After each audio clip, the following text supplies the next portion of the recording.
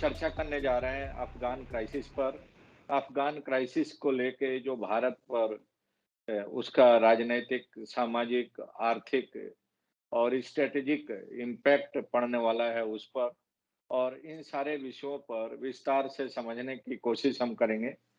हमारे बहुत ही वरिष्ठ और खास मेहमान हैं श्री जेके त्रिपाठी जी। जेके त्रिपाठी जी विदेशी मामलों के जानकार हैं और राजनयिक रहे हैं कई देशों में। तो त्रिपाठी जी आपका बहुत-बहुत स्वागत है और धन्यवाद। सबसे पहले तो इस बात के लिए भी धन्यवाद कि आपने अपना बिज़ी शेड्यूल में से थोड़ा वक़्त निकाला, इतने संवेदनशील और महत्वपूर्ण विषय पर जानकारी देने के लिए। क्योंकि इस समय पूरे देश में आधी-अधूरी जानकारी प्रचारित की जा रही है, आधी-अधूरी जानकारी प्रकाशित की जा रही है और आधी-अधूरी जानकारी के चलते पूरे देश में एक अजीब तरह का फ़ियर और तनाव धीरे-धीरे बढ़ता जा रहा है और दिखाई दे रहा है। तो हमने सोचा कि क्यों ना इस विषय के जो सबसे बड़े विद्वान हैं, जो मर्मज्ञ हैं, उन्हीं से समझा जाए और उस जानकारी को आम लोगों तक पहुँचाई जाए। तो इसलिए हमने आपको तकलीफ दी, इसके लिए हम आभारी हैं। पहला सवाल तो मेरा यही है कि जो इस समय अफ़गान में जो कुछ भी हो रहा है, इसके पीछे आप किस तरह की पृष्ठभूमि देख रहे हैं? इसकी शुरुआत कब और कैसे हुई थी? और पड़ोसी मुल्क होने के नाते क्या भारत को इस बात की जानकारी समय से नहीं मिल पाई? देखिए, ऐसा है कि जो कुछ भी हो रहा है इसकी शुरुआत तो सन 70 के दशक के आखिर में हो गई थी, वहीं से इसकी बैकग्राउंड या भूमिका जाती है। जबकि वहाँ की स्थायी सरकार को हटा करके और रूस समर्थक कुछ कम्युनिस्ट सरकारें आईं, एक के बाद एक आती रहीं और वो सरकारें या रूस के शह पे या तो गिराई जाती रहीं या मार डाले गए, जो कुछ भी हुआ।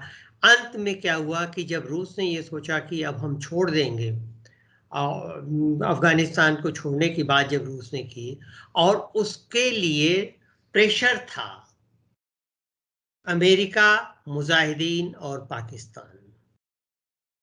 तब पाकिस्तान अमेरिका की गोद में बैठा हुआ एक हँसता-खेलता बच्चा हुआ करता था। मुजाहिदीन जो है, मुजाहिदीन और बाद में उसी से बने हुए तालिबान, इन दोनों का जन्म देने वाली माँ पाकिस्तान है और इसके लिए मिडवाइफ का रोल अमेरिका ने अदा किया था। विडंबना ये है कि ये बच्चा बाद में चल के ये भस्मासुर साबित हुआ और इसने पाकिस्तान और अमेरिका दोनों को परेशान करना शुरू किया। तो जब 94 में रूस छोड़ करके चला गया, तब मुजाहिदीन की सरकार आई और उससे तालिबान का उदय हुआ। तालिबान ने 96 में अपनी अलग सरकार बना ली। 96 से 2000 तक तालिबान और इसके अमेरिका के भी रिश्ते कोई खराब नहीं रहे। लेकिन जब 2001 में 9/11 हुआ, वर्ल्ड ट्रेड टावर्स को डिस्ट्रॉय किया गया, उस वक्त अमेरिका की आंख खुली। उससे पहले हालांकि हम विश्व के मंच पे हर जगह हम चिल्ला चिल्ला कर बोल रहे थे कि पाकिस्तान जो है आतंक का जन्मदाता, पोषक और स्पॉन्सर है, धन भी मुहैया कराता, तब कोई नहीं सुन रहा था। लेकिन जब 2001 नवंबर में जब ये स्थिति आ गई, सितंबर में सॉरी, जब सितंबर 2001 में ट्विन टावर पे हमला हुआ, तब अमेरिका को भी समझ में आया और बाद में जब ये पता चला कि ये ओसामा बिन लादेन के अलकायदा की देन है और ओसामा बिन लादेन कहाँ है, होते होते ये पता लगा कि वो पाकिस्तान में छुपा है। इसीलिए 2001 में अंत में नवंबर दिसंबर में अमेरिकी सेना ने वहाँ पे शुरुआत की नेटो के साथ मिलकर के और तालिबान के सफाई की, तालिबान और अलकायदे की, बेसिकली अलकायदे की सफाई की उन्होंने बात की। और उसके लिए चूंकि तालिबान का अलकायदे के साथ बड़ा घनिष्ठ संबंध था, इसलिए तालिबान को भी खत्म करना जरूरी था। 2011 में, मेरे ख्याल से 2010 में इसको ओसामा बिन लादेन को मार गिराया गया और तब नवंबर 2010 में ओबामा ने ये कहा कि हाँ, वहाँ क्या कहते हैं, लिस्बन के सम्मेलन में, कॉन्फ्रेंस में ओबामा ने कहा कि अब हमारा ये काम खत्म हो गया है और अब हमें वहाँ से निकलने की कोशिश करनी होगी, निकलना चाहिए। लेकिन वो निकलते निकलते समय बीत गया। 2014 में, 2016 में ओबामा भी चले गए। अब ट्रंप ने 2020 में आके पिछले साल फरवरी में तालिबान के साथ मिल करके ये समझौता किया कि अमेरिका वहां से निकलेगा मई 2021 तक, और इसी बीच दोनों पक्ष, मतलब अफगान सरकार और तालिबान दोनों एक दूसरे के बंदियों को छोड़ेंगे और तालिबान इस दौरान अमेरिका के किसी भी सैनिक पर हमला नहीं करेगा। ये समझौता पूरी तरह एक पक्षीय था। एक पक्षीय इसलिए था कि इसमें जो दूसरा बड़ा पक्ष है अफगानिस्तान के लिए, अफगानिस्तान की सरकार, उसको तो सम्मिलित ही नहीं किया गया था और अशरफ गनी की यही शिकायत थी। और एक चीज ये कह के कि तालिबान अमेरिकी सैनिक को नहीं परेशान करेंगे या नाटो सैनिक को, और इसका वादा लेकर के उन्हें छोड़ दिया गया, मतलब कि इसके अलावा वो और किसी को परेशान कर सकते हैं और कहीं भी हमला कर सकते हैं। इससे तालिबान को एक हरी झंडी मिल गई। अब तालिबान अपने हमले करता रहा, इधर उधर के हमले करता रहा, लेकिन जब ये चीज हुई तो इससे एक तरह से जो कहते हैं लेजिटिमेसी मिल गई, वैधता तालिबान को मिल गई अमेरिका के द्वारा। तो अमेरिका को तो जाना ही था। अब लेकिन ट्रंप ने कहा था कि हम मई 2021 तक छोड़ देंगे। बाइडेन ने मई 2021 के बजाय अगस्त 2021 के, ये 3 महीना बढ़ा दिया, जून जुलाई अगस्त। लेकिन क्या हुआ कि बाइडेन ने छोड़ते वक्त गलती क्या की कि एक जो है जिसको कहते हैं स्मूथ ट्रांजिशन, एक सरकार, एक ऑक्यूपाइंग फोर्स थी अमेरिका की ऑक्यूपाइंग फोर्स और अफगानिस्तान सरकार के बीच में जो सत्तांतरण जो था, शांतिपूर्ण होना था, वो कहीं हुआ ही नहीं। और इससे क्या हुआ कि इससे एकदम वहां अराजकता की स्थिति हो गई। तालिबान भी जान गया कि हम 31 अगस्त तक हमें सब कुछ करना है, और तालिबान ने भी अपनी चढ़ाई जोर शोर से कर दी। अब तालिबान को क्या हुआ कि लोग ये कहते हैं कि तालिबान अमेरिका के इस आकलन के बावजूद कि 3 महीना 90 दिन लगेगा तालिबान को काबुल आने में, तालिबान 15 अगस्त को काबुल पे काबिज हो गया। और इसका कारण क्या था? इसका कारण देखिए, ये तो कई कारण थे। एक कारण ये था कि पॉलिटिकल एंड ब्यूरोक्रेटिक करप्शन वहां बहुत ज्यादा है। बड़े बड़े जनरल जो हैं वो लगाए गए, अपने अपने पसंदीदा पोजीशंस पे लगाया राष्ट्रपतियों ने। उसके बाद क्या हुआ कि अमेरिका से जो भी हथियार आते थे, जो भी पैसा आता था, उसका काफी कुछ जो है वो एक बड़ा भाग वो वितरण में हो जाता था राजनीतिज्ञों और अफसरों के बीच में, सेना नायकों के बीच में। यहाँ तक कि अमेरिका से जो सामान आता, साजो सामान आता था, हथियार आते थे, उसमें से कई कुछ नीलाम हो जाते थे या चुपके से स्मगल करके दे दिए जाते थे, जो कि अंततः तालिबान के हाथ में पहुंच जाते थे। इसका कारण क्या था? जो बड़े बड़े नेता या बड़े सेनाधिकारी हैं, वो तो महलों में रहते थे, और सैनिकों को कई बार ये देखने में आया है कि 4-4 महीने, 5-5 महीने वेतन नहीं मिलता था। अभी हाल में एक टीवी क्लिप जारी हुआ है जिसमें एक सैनिक गुस्सा है, मतलब करीब महीने 1.5 महीने पहले एक सैनिक नाराज है अपने सैन्याधिकारी से, क्योंकि उसे दिन के राशन में 1 मुट्ठी चना और 2 आलू दिए गए। तो तनख्वाह नहीं मिलती, ये है, तो सैनिक भी, उनका मॉरल भी डाउन होगा। अब कहते हैं कि 3,60,000 सेना थी वहां की।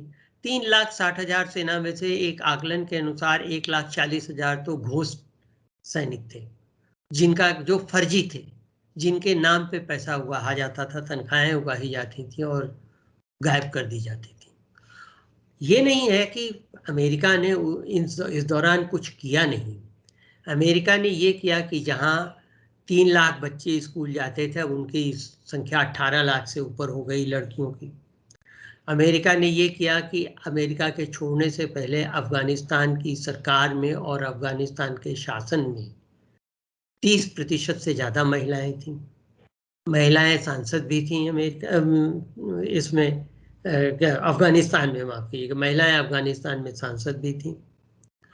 तो उनकी स्थिति अच्छी थी। रोड्स जो थी पहले 300 किलोमीटर की 10,000 किलोमीटर से ज़्यादा की पक्की रोड बन गई।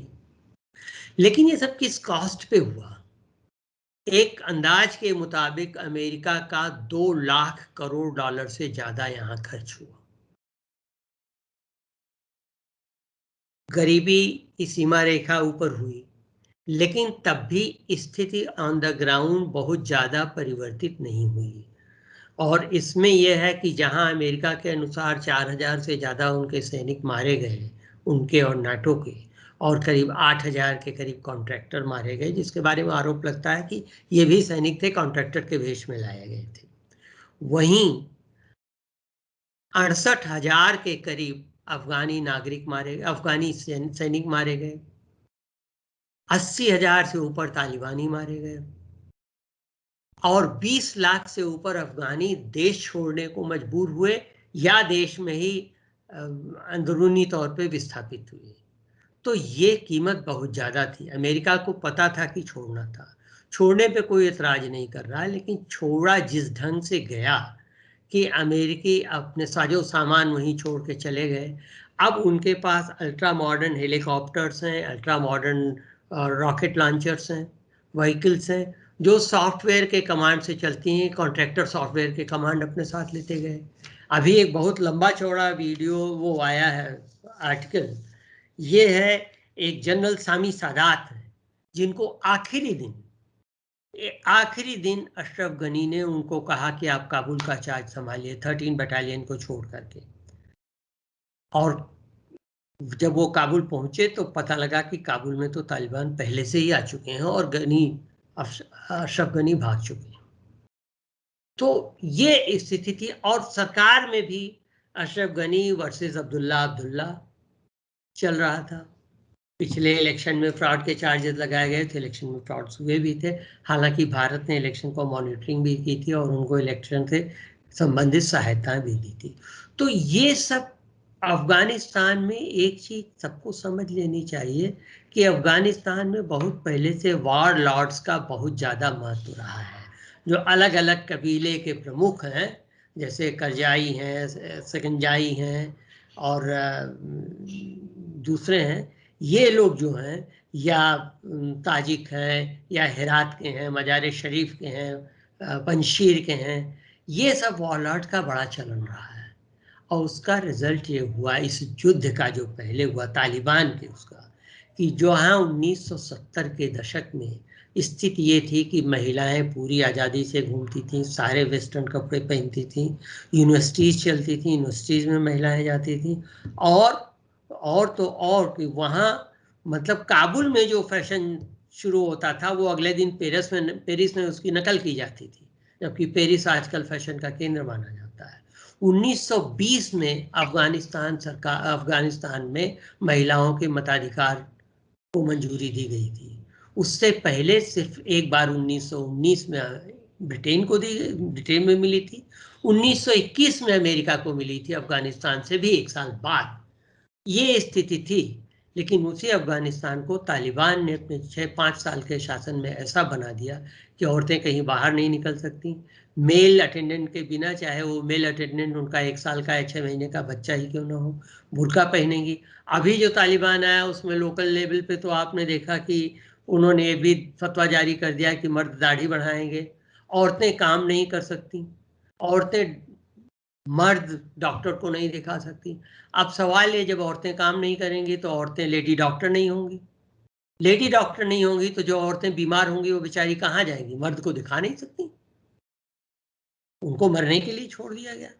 तो अभी भी ये स्थिति जो है, ये कहा जा रहा है कि तालिबान अब बदला हुआ है, लेकिन कितना बदला हुआ ये बात की बात है, क्योंकि अभी भी तालिबान चाहता तो काबुल में उसने कब्जा कर लिया था, तकरीबन पूरे देश पे कर लिया था, वहाँ अपनी सरकार घोषित करके आतंकवादी रूप से चलाता। लेकिन फिर भी तालिबान अभी तक अपनी सरकार नहीं घोषित कर पा रहा। मिली जुली सरकार की बातें हो रही, समावेशी सरकार की। ये इस बात का प्रतीक है कि तालिबान का बहुत जो सुप्रीम पावर था वो थोड़ा कम हुआ है। और इसलिए भी तालिबान ये कम करना चाहता है कि एक तो राज्य ले लेना, दूसरी एक बात है, राज्य चलाना दूसरी बात है। राज्य के चलाने के लिए आपको सबसे पहले मान्यता की जरूरत होती है, और विश्व के ज्यादातर देश इस विचार के हैं कि तालिबान को तब तक मान्यता नहीं दी जाएगी जब तक तालिबान अपने रुख नहीं दिखाता, अपने ज्यादा लिबरल रुख नहीं दिखाता। और दूसरी चीज, सरकार चलाने के लिए वित्त की जरूरत होती है। अभी अफगानिस्तान के सारा वित्त जो है आईएमएफ ने भी और अमेरिकी बैंकों में भी जो 9 अरब से डॉलर से ज़्यादा है वो सब फ्रीज कर दिया गया है। तो तालिबान पैसे के बिना सरकार नहीं चलाएगा। पैसे के बिना आप आतंकवादी संगठन तो चला सकते हैं, इसको लूट के उसको लूट के इसको मार के आप पैसा ले लें या अफीम के उससे तस्करी से ले लें, लेकिन सरकार नहीं चला सकती। तो ये मुश्किल होगी, इसलिए तालिबान वो कर रहा। और मुझे लगता है कि इसका एक कारण ये है कि शायद तालिबान के टॉप लीडरशिप और नीचे जो लोकल लेवल के लोग हैं उनमें कम्युनिकेशन का गैप है। और अभी कहा भी है तालिबान के किसी नेता ने कि हम महिलाओं से कहेंगे कि कुछ दिन तक घर में रहें जब तक कि हम अपने लोकल लड़ाकों को डिसिप्लिन न कर लें, ये न समझा दें कि हमारा इरादा वो नहीं है जो पहले हुआ करता था। तो त्रिपाठी जी, कुछ जी सवाल ये है कि भारत की भी बहुत बड़ी भूमिका रही है अफगानिस्तान में जी और पिछले कई दशकों से रही है। लेकिन क्या इस बार भारत से चूक हो गई? भारत अफगानिस्तान की जो इंटरनल सिचुएशन था उसका आकलन करने में फेल हुआ है? नहीं, देखिए फेल तो उस तरह से आप सिक्योरिटी सिचुएशन की बात करते हैं तो अमेरिका भी फेल हो गया। उनको ये अंदाजा नहीं था कि तालिबान एक हफ्ते 10 दिन में काबुल पे कब्जा हो जाएंगे। लेकिन जहां तक रणनीतिक और कूटनीतिक बात है, मैं नहीं कहता कि भारत फेल हुआ। आप शायद जानते हो कि भारत 2018 से पर्दे के पीछे से तालिबान से बात कर रहा है। अमेरिका भी तालिबान से बात कर रहा है। बाद में तालिबान सामने से आके बात किया और समझौता किया फरवरी 2020 में दोहा में। लेकिन भारत पर्दे के पीछे से संपर्क में है उनसे, जिसको कहते हैं आपकी कंस्ट्रक्टिव एंगेजमेंट। वो चीज़ है, ये दिखाने की कोशिश हो रही कि भाई हमारा इरादा नेक, हमारा इरादा बुरा नहीं है। इसीलिए देखिए, जब हमने लोग ये कहते हैं कि भारत पर क्या प्रभाव पड़ेगा, तो प्रभाव 3 तरह से पड़ सकता है। एक तो पड़ सकता है कि भारत के जो निवेश है वहां 3 अरब डॉलर से ज्यादा के निवेश।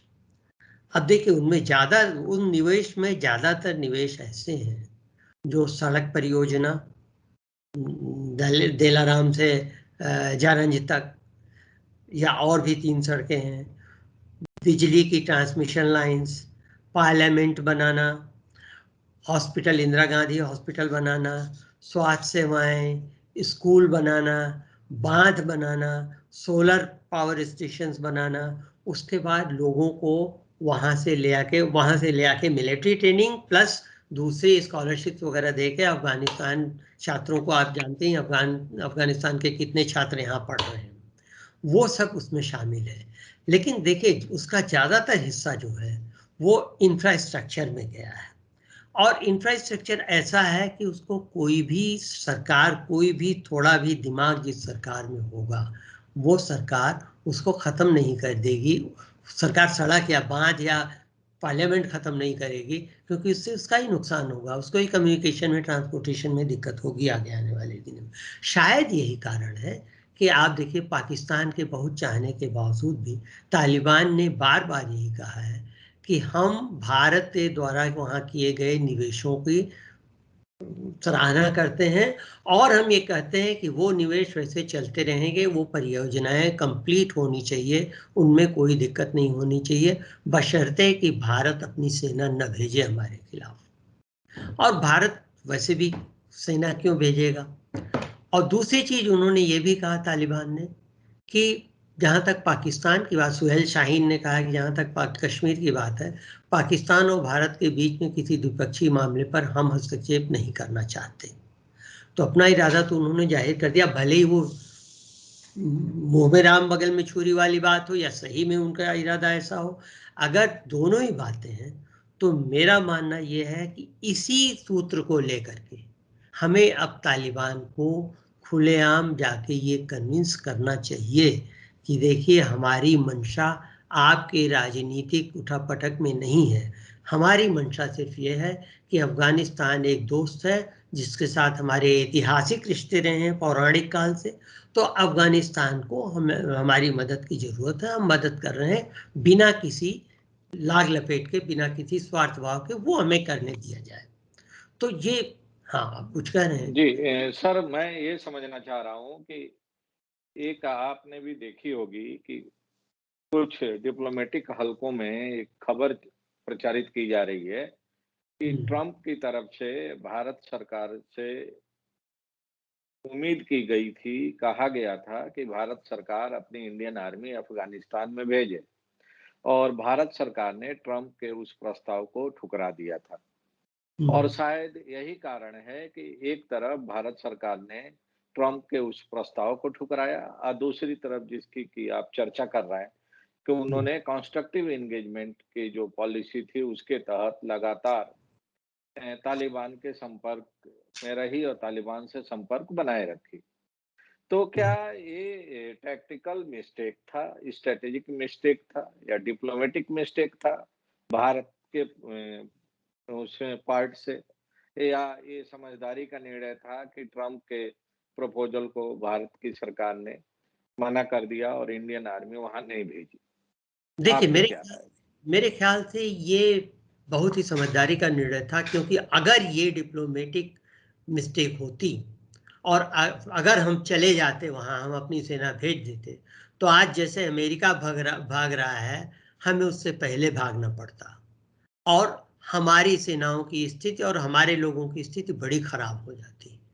तो ये गनीमत है कि अभी देखिए, किसी भी भारतीय के मारे जाने की खबर अभी तक नहीं आई। ये गनीमत है। और फिर एक चीज और मैं कहना चाहूंगा कि अब हमारे पास, ये तो दो चीजें मैंने बताई कि जहां इफेक्ट की बात है कि भारत पे क्या प्रभाव पड़ेगा।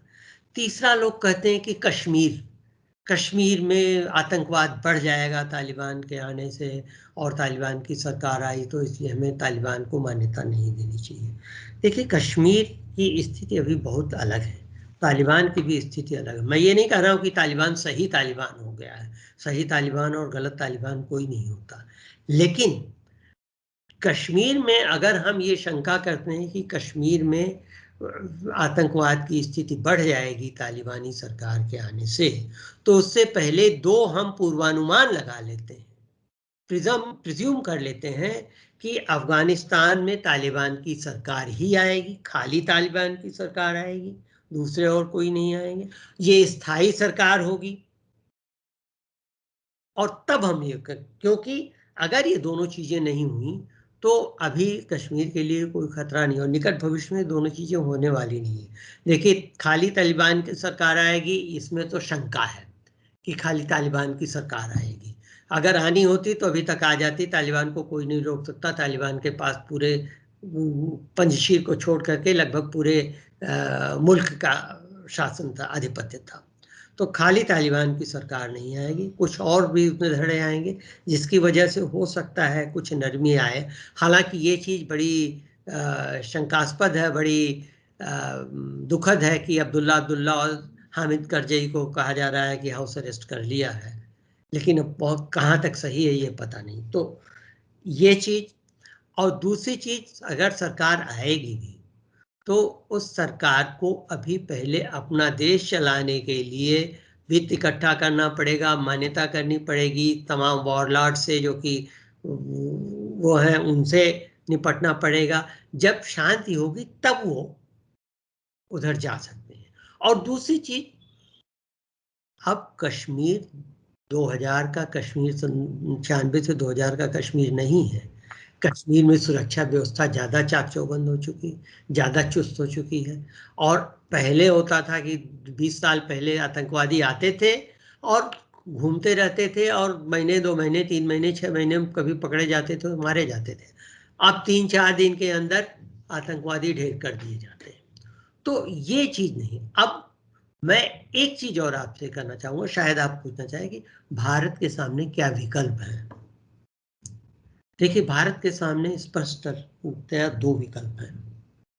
एक तो आप चुपचाप बैठें, वेट एंड वॉच, और जब दूसरे देश उनको तालिबान को मान्यता दें तब आप भी दें, अन्यथा आप मान्यता न दें। और दूसरा कि आप तालिबान के साथ वार्ता में रहें, अपने लोगों को निकालते रहें। हाँ, वेट एंड वॉच करें, लेकिन तालिबान के साथ संपर्क बनाए रखें, ताकि जैसे ही जो भी सरकार आती, चाहे मिली जुली समावेशी सरकार या खालिस तालिबान की सरकार, आप उसको मान्यता दें। क्योंकि मान्यता नहीं देंगे तो क्या होगा? लोग कहते हैं ना कि हम मानवाधिकारवादी हैं और हम ये हैं, महिलाओं के अधिकार का ये और लोकतंत्र का। वो सब ठीक है, वो सब ठीक है। वो सब बातें एक राजनीतिज्ञ को, एक स्वप्नदृष्टा को शोभा देती कि दुनिया कैसी होनी चाहिए वो बनाने की कल्पना, उसकी कोशिश। कूटनीति का काम, कूटनीति तो वहां काम करती है जो दुनिया जैसी है, उसी दुनिया में कूटनीति अपने लिए अच्छे से अच्छा लेने का काम करती है, लाभ का काम करती है। तो हमारी तो कूटनीति का ये होना चाहिए कि अभी जैसी सिचुएशन है उसमें हम क्या करें। अगर हम तालिबान को मान्यता नहीं देते हैं तो क्या होगा? एक, भारत के साथ तालिबान की जो सरकार आएगी उसके संबंध खराब होंगे। 2, अमेरिका के जाने के बाद जो ये वैक्यूम आता है, जो शून्य आ रहा है अफगानिस्तान में, उसको भरने के लिए रूस और चीन और पाकिस्तान लालायित हैं। चीन ने वार्ता भी शुरू कर दी है, और चीन और पाकिस्तान अगर वहां पहुंच गया और उन्होंने उस वैक्यूम को काफी बड़े हिस्से को उसके कब्जे में कर लिया, तो हमारे लिए कुछ नहीं रह जाएगा, हम पीछे छूट जाएंगे। तो जो भी हमारी, क्योंकि जो निवेश हुआ है, निवेश सिर्फ पैसे का ही नहीं हुआ है, गुडविल भी हमने बनाई है, साख बनाई है। तो जो हमने साख बनाई इतनी 50 सालों से, वो साख खत्म हो जाएगी, और फिर हमारा अफगानिस्तान के साथ कोई रिश्ता नहीं रह जाएगा। अभी तो अब कम सर से हम कम। एक जी इंडियन कॉन्टेस्ट में, अब हम इंडियन कॉन्टेस्ट में कुछ सवाल आपसे जी पूछना चाहते हैं। जी आप भी देख रहे होंगे कि इंडिया में इस ढंग से प्रचारित किया जा रहा है कि तालिबान का मतलब एंटी इंडिया, तालिबान का मतलब एंटी हिंदू। इस ढंग से नैरेटिव तैयार करने की कोशिश हो रही है। जी और दूसरा नैरेटिव ये भी बनाया जा रहा है कि एक तरफ तो भारत की सरकार और कहती है कि हम आतंकवादियों से बात नहीं करेंगे जी जब तक वे आतंकवाद का रास्ता नहीं छोड़ेंगे। और जी दूसरी तरफ चोरी छुपके तालिबान के लोगों से 2018 से बात कर रही है। तो ये जी भारत सरकार की जो हम कहें कि डबल स्टैंडर्ड है या जो दोहरी नीति है, उसका कितना फायदा और नुकसान होगा भारत को? इस पर आपकी क्या राय है कि क्या नहीं, जो देखिए, एक एक तो माहौल बनाया जा रहा है, जिसका कि ज़िक्र आपने भी किया कि एंटी इंडिया, एंटी वो जो एक नैरेटिव तैयार किया जा रहा है, वो अभी बहुत जल्दीबाज़ी होगी। क्योंकि तालिबान के अपने इंटरनल इश्यूज़ हैं, हाँ डोमेस्टिक इश्यूज़ हैं। सबसे पहले तो उसको ओवरकम करना चाहेंगे, उसके बाद बाहर देखेंगे कि कैसे क्या हाँ करना है। बिल्कुल। और दूसरा एक और जानकारी जो आ रही है कि आपने भी चर्चा की है उसका, कि अमेरिका हमेशा अपनी फॉरेन पॉलिसी, अपने डोमेस्टिक इंटरेस्ट, अपने नागरिकों के इंटरेस्ट को ध्यान में रख के बनाता है और चलाता है। और हम्म, जब उसको लगता है कि उसके नागरिकों का हित कहीं खतरे में है या उनके नागरिकों का जान खतरे में है, तो वे हाँ, अपने को रिट्रीट कर लेते हैं। उनको इससे मतलब नहीं कि दुनिया में उनकी क्या परसेप्शन बन रही है। उनको अपने डोमेस्टिक इश्यूज, डोमेस्टिक जो सिचुएशन है उससे एड्रेस करना होता है, और शायद इसीलिए उन्होंने अफ़गानिस्तान से भी अपनी सेना हटाई। तो भारत क्या इस तरह का डिसीजन नहीं ले पा रहा है कि उसको अपना डोमेस्टिक इंटरेस्ट देखना है, उसको अपने नागरिकों का इंटरेस्ट देखना है, उसको अपना टेरिटोरियल बाउंड्रीज को सुरक्षित करना है, या कहीं कोई कन्फ्यूजन है भारत सरकार के मन में? नहीं, देखिए मैं आपके तीनों सवालों का जवाब दूंगा। एक, जो आपने कहा कि एंटी इंडिया जो नैरेटिव फैलाया जा रहा है कि तालिबान एंटी इंडिया है, ठीक है, एंटी इंडिया था, हो सकता है हो भी, लेकिन क्या आप उन देशों से संबंध नहीं रखें जो एंटी इंडिया खुलेआम? चीन, पाकिस्तान, ये तो तालिबान से ज्यादा ही एंटी इंडिया है और ज्यादा खतरनाक है, लेकिन फिर भी पाकिस्तान से हम बात नहीं करते, चीन से हम बात करते हैं, लेकिन पाकिस्तान के साथ डिप्लोमेटिक संबंध तो है ना हमारे, उसको खत्म नहीं किया, डाउनग्रेड किया, खत्म नहीं किया है। चीन के साथ हमने डाउनग्रेड किया, खत्म नहीं किया है। तो जब हम इन सब से संबंध रख सकते हैं, तो जो गवर्नमेंट ऑफ द डे है उससे संबंध रखने में क्या परेशानी होगी? क्योंकि नॉर्थ कोरिया भी आतंकवादी, लेकिन नॉर्थ कोरिया में हमारी एम्बेसी बहुत पहले से चली आ रही है। और दूसरी चीज ये है जो आपने कहा कि दोहरी नीति जो है कि हम एक और तो आतंकवाद के खिलाफ बोलते हैं और दूसरी ओर ये हम करते हैं कि हम पर्दे के पीछे से उनसे बात करते हैं। देखिए, कूटनीति में हमेशा एक सबसे बड़ा प्रिंसिपल ये होता है, सबसे बड़ा सिद्धांत ये होता है कि कोई भी स्थिति हो, सब दरवाजे बंद हो जाए, कम से कम एक दरवाजा आप खुला रखिए, चाहे बिहाइंड द कर्टन का, चाहे जैसे एक दरवाजा। जिस पाकिस्तान के साथ भी आप देखिए, सारे वो हो गई थी तो भी ट्रैक टू डिप्लोमेसी चल रही थी, राइटर्स, बुद्धिजीवियों के साथ कुछ बातचीत हो रही थी। तो अगर, और वो दरवाजा अगर आप नहीं खुला रखेंगे, अगर आप तालिबान को मान्यता नहीं देते हैं, अगर तालिबान की सरकार आई चाहे जिस फॉर्म में, तो क्या होगा? आपके निवेश सुरक्षित रह जाएंगे या आपके भारतीय सुरक्षित रह जाएंगे? अपने भारतीयों की जो बात हो रही है, अपने नागरिकों की बात जो हो रही है, वो सुरक्षित तो उस वक्त तो बिल्कुल ही सुरक्षित नहीं रहेंगे। ऐसे आप बातचीत करते रहेंगे तो कुछ सुरक्षा की उम्मीद बनी रहेगी और शायद वो उम्मीद सफल भी हो जाए। अब रही बात तीसरी कि अमेरिका जो अपने लोगों को वो कर रहा है, तो स्पष्ट बात देखिए कि कोई कितना भी कहे, अमेरिका भी भारत में मानवाधिकार के हनन पे बहुत बातें हुई हैं, बहुत चीज़ें कमला हैरिस ने भी कही थी और बाइडेन ने भी कही थी, ओबामा ने भी कही थी, क्लिंटन ने भी कही थी, लेकिन मानवाधिकार का हनन और जगहों पे जहां हो रहा है वहां पर तो अमेरिका भी कुछ नहीं कह रहा है। ट्रंप के आने के पहले चीन के साथ बड़ी प्रेम की पींगे मारी जा रही थी, चीन में तब मानवाधिकार हनन नहीं हो रहा था, पाकिस्तान में नहीं हो रहा था, नॉर्थ कोरिया में नहीं हो रहा, सऊदी अरब में नहीं हो रहा था, बताइए। लेकिन वहां पर अमेरिका आंख मूंदे हुए था। यही मुझे अच्छी तरह याद है, मैं जब 2001 में था, म्यांमार डेस्क डील कर रहा था, तो एक अमेरिकन डिप्लोमेट मेरे पास आया डिस्कशन करने के लिए, और उसका प्रश्न यही था कि आप म्यांमार से क्यों संबंध रख रहे हैं जब म्यांमार में मिलिट्री गवर्नमेंट और म्यांमार में आतंकवाद है। हमने कहा आप बताइए आप चीन से क्यों रख रहे हैं? चीन आपके लिए आतंकवाद नहीं है क्योंकि चीन के साथ आपका व्यापार हो रहा है, चीन के साथ आपके अच्छे संबंध है। पाकिस्तान आतंकवाद नहीं, आप म्यांमार को, क्योंकि वो कमजोर देश है, आपके लिए उसकी रणनीतिक महत्व उतना नहीं है, इसलिए आप म्यांमार को दबाए पड़े हैं। तो वही चीज है कि और अमेरिका ही नहीं, चीन भी, पाकिस्तान भी, रूस भी, ब्रिटेन भी, सभी अपने देशों का अपना जो कहते हैं राष्ट्रीय हित देखते हैं, और राष्ट्रीय हित जहां खतरे में पड़ता है वहां सारे सिद्धांत जो है वो पीछे चले जाते हैं।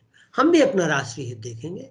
हमारा राष्ट्रीय हित इसमें है कि हमारे अभी भी जितने बचे हुए भारतीय वो सुरक्षित रहें, सुरक्षित आए, जितनी हमारे निवेश है वो सुरक्षित रहे, जितनी हमने गुडविल पैदा की है वो सुरक्षित रहे। और अगर आप नहीं करेंगे, आप तालिबान से बात करते रहेंगे तो आप कम से कम बात करके उनको शायद समझा सकने में समर्थ हो जाए कि भाई मानवाधिकारों में ये थोड़ा ढील दीजिए, या भारत के लिए कुछ ऐसा कीजिए। जब आप बात ही नहीं करेंगे, एकदम से कट ऑफ हो जाएंगे, तब तालिबान के साथ आप कैसे रिश्ते बनाएंगे?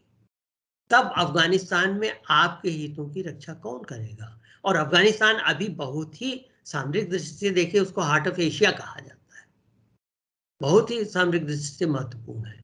लेकिन अब हमें तो अच्छा है कि, अच्छा रही बात है कि दोहरेपन की, दोहरी नीति की, तो स्पष्ट बात है देखिए कि आप हर वो चीज जो कर रहे हैं कूटनीति में बताई नहीं जाती पब्लिकली, पब्लिक प्लेटफॉर्म के लिए नहीं होती।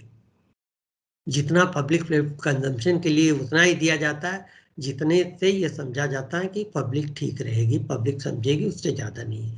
और उससे पीछे, उसके अलावा कितनी चीज़ें होती हैं जो बैक डोर से या जो बिहाइंड द कर्टन चलती रहती, वो नहीं बताई जाती, वो बाद में पता लगती हैं। अब आप देखिए, मैं आपको छोटा सा उदाहरण दे दूं। 1971 में हमने रूस के साथ समझौता किया, ठीक है ना? उसके 1 महीने के अंदर ही पाकिस्तान ने चीन के साथ समझौता किया था। अब ऐसा तो हो नहीं सकता कि इतना बड़ा समझौता पाकिस्तान ने आनंद फानन में जाके चीन के साथ कर लिया। पाकिस्तान को भी पता था कि हमारे रूस के साथ संबंध बढ़ रहे हैं, कुछ हो सकता है। पाकिस्तान भी उस दिशा में था, भले उसने अपने सरकार, अपने जनता को, आवाम को न बताया हो। हमने भी नहीं बताया कि रूस के साथ हमारा समझौता इतनी जल्दी हो जाएगा। लेकिन ये प्रक्रिया चलती, काफी प्रक्रिया बिहाइंड द कर्टन या अंडर द कारपेट चलती रहती है।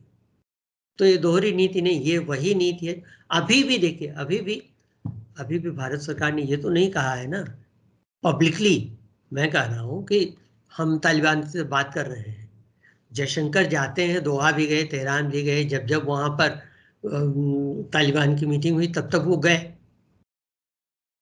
इसका मतलब तो ये था कि तालिबान से भी उनका कुछ लेना देना था, और होना भी चाहिए। दिखाना नहीं चाहिए, लेकिन होना चाहिए। बहुत बहुत धन्यवाद। बहुत सारे धन- सवालों का आपने जवाब दिया, बहुत ही धन्यवाद मिश्रा जी। साफ शब्दों में। और मुझे उम्मीद है कि देश में जो इस तरह का कंफ्यूजन और र्यूमर मॉन्गरिंग हो रही है, जी जो लोग भी आपके इन विचारों को देखेंगे और सुनेंगे, तो शायद उसमें कुछ लगाम लगे, रुकावट पैदा हो। जी, ये तो र्यूमर है। मॉन्गरिंग को रोकना बहुत ज़रूरी है, और इस तरह के जो संवेदनशील मसले हैं, उस पे देश में एक अनुशासन के साथ सबको अपनी राय ज़ाहिर करनी चाहिए। बहुत-बहुत धन्यवाद। Thank you. नमस्कार।